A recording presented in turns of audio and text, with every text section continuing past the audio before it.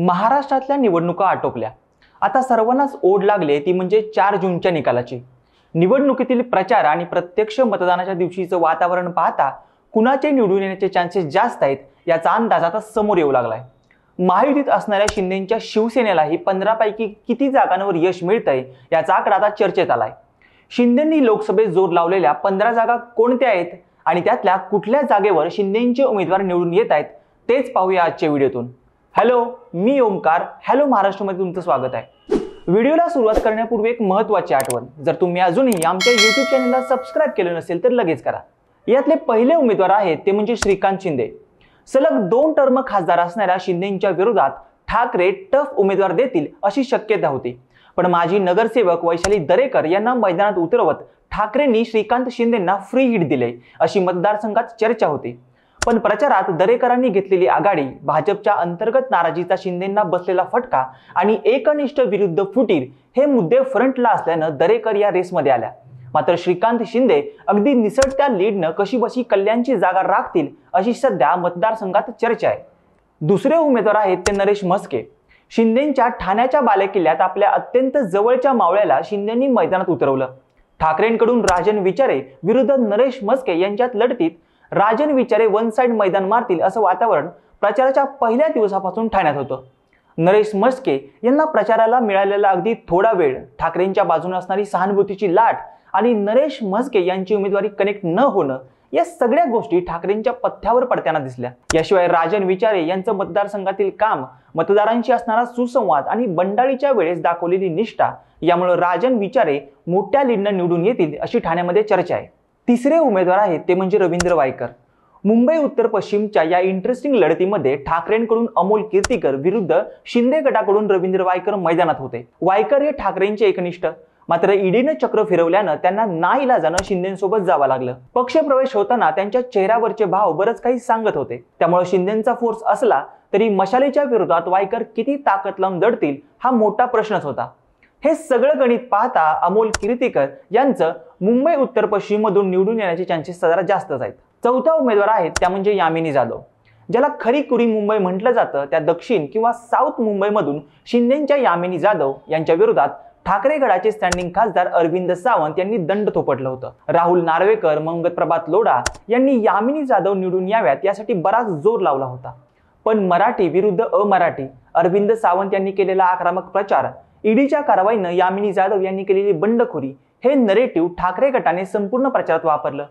मतदानानंतर इथे ठाकरेंचे उमेदवार अरविंद सावंत निवडून येतील अशी चर्चा मतदारसंघात आहे। पाचवे उमेदवार आहेत ते म्हणजे राहुल शेवाळे। मुंबई दक्षिण मध्यमध्ये ठाकरे गटाकडून अनिल देसाई विरुद्ध शिंदेकडून राहुल शेवाळे यांच्यात झालेली अटीतटीची लढत। 2 टर्म खासदार राहिलेल्या राहुल शेवाळे यांना निवडून आणण्यासाठी शिंदेंनी आपली सारी यंत्रणा कामाला लावली होती, मात्र अनिल देसाईंच्या रूपानं ठाकरेंनी दिलेला कडवा प्रतिस्पर्धी इथं महत्त्वाचा फॅक्टर राहणार आहे। शेवाळेंच्या विरोधात अँटी इन्कम्बन्सी आणि ठाकरेंच्या शिवसैनिकांचा मोठा केडर असल्यामुळं इथं देसाईंचं निवडून येण्याचे चान्सेस जरा जास्तच आहेत। आता 6वे उमेदवार आहेत ते म्हणजे हेमंत गोडसे।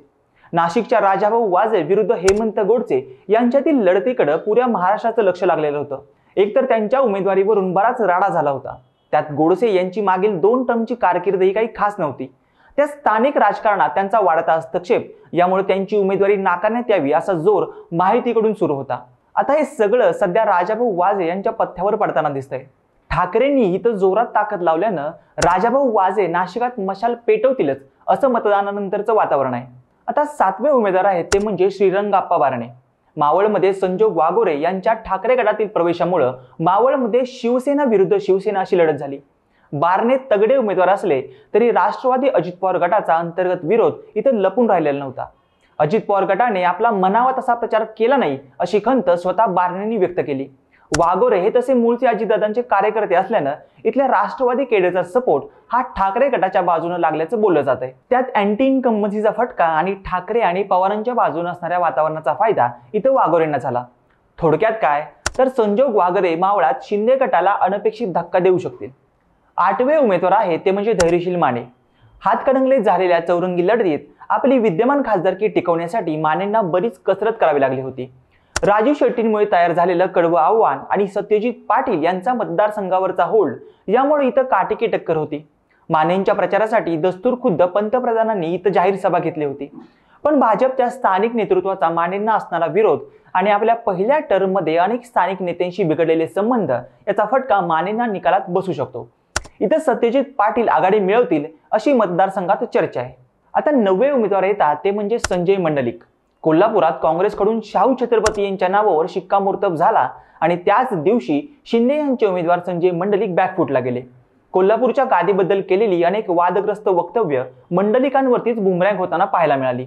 मंडलिकांच्या बाजूनं हसन मुश्रीफ, धनंजय महाडिक यांनी जोर लावला असला तरी सतेज पाटलांच्या जबरी नेटवर्कमुळे इथं मान आणि मत दोन्हीही गादीलाच असं चित्र निवडणुकीनंतर दिसून येतंय.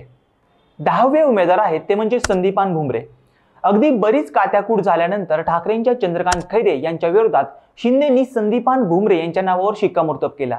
इम्तियाज जलील यांच्यामुळे छत्रपती संभाजीनगरची लढत ही तिरंगी आणि अटीतटीची झाली. चंद्रकांत खैरे यांना महाविकास आघाडीची मिळालेली भरभक्कम साथ, प्रचारासाठी पिंजून काढलेला मतदारसंघ आणि शिवसेनेचे लोकप्रतिनिधी फुटले असले तरी कार्यकर्त्यांची निष्ठा यामुळे चंद्रकांत खैरे निकालात लीडला असतील असा अंदाज वर्तवला जातोय. 11वे उमेदवार आहेत ते म्हणजे सदाशिव लोखंडे.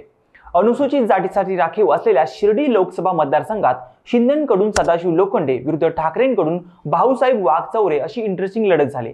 वंचितकडून उत्कर्षा रुपवते इथं मैदानात उतरल्या असल्यामुळे शिर्डीची लढत तिरंगी झाली. वंचितच्या उमेदवारीमुळे वाघचौरे यांना मोठा फटका बसण्याची शक्यता आहे.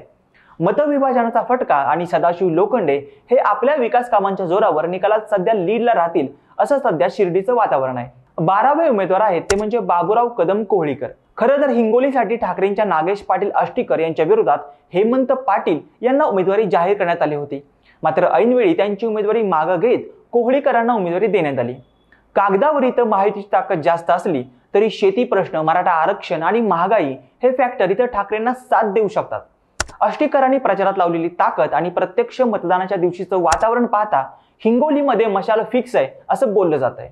शिंदेचे 13वे उमेदवार आहेत ते म्हणजे राजू पारवे. रामटेक मतदारसंघासाठी शिंदेंनी काँग्रेसचे आमदार राजू पारवे यांची आयतवारी करून इथून काँग्रेसच्या श्यामकुमार बर्वे यांना फाईट दिली. रश्मी बर्वे यांच्या उमेदवारीवर इथं झालेला राडा सगळ्यांनीच पाहिलाय. रामटेक हा काँग्रेसचा पहिल्यापासूनच बालेकिल्ला असल्यानं आणि त्यातही अल्पसंख्याकांचा वोट शेअर मोठा असल्यानं इथं काँग्रेसचं पारडं जड होतं. त्या शिंदेंनी काँग्रेसमधून आयतवारी करून पारवेंना उमेदवारी देण्याचा निर्णय मतदारांना फारसा रुचलेला नाहीये.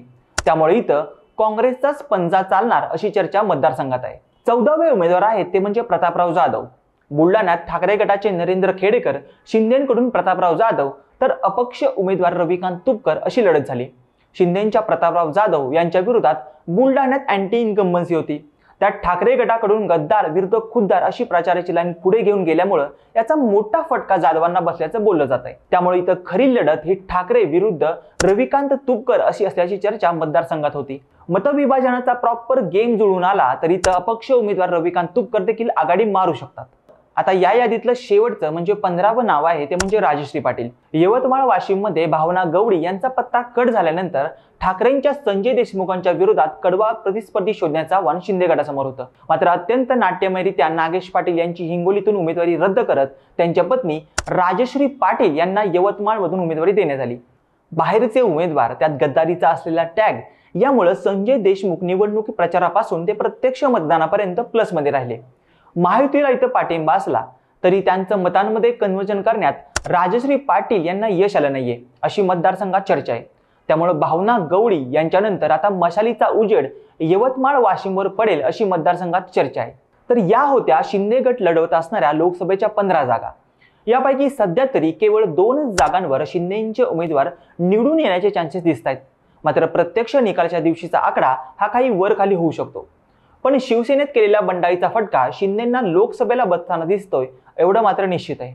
बाकी शिंदे गटाच्या 15 पैकी किती जागा निवडून येतील, तुमचा आकडा काय सांगतो ते मला कमेंट करून नक्की सांगा. आणि अशाच इंटरेस्टिंग माहितीसाठी आमच्या हॅलो महाराष्ट्र या चॅनेलला लाईक, शेअर आणि सबस्क्राईब करायला विसरू नका.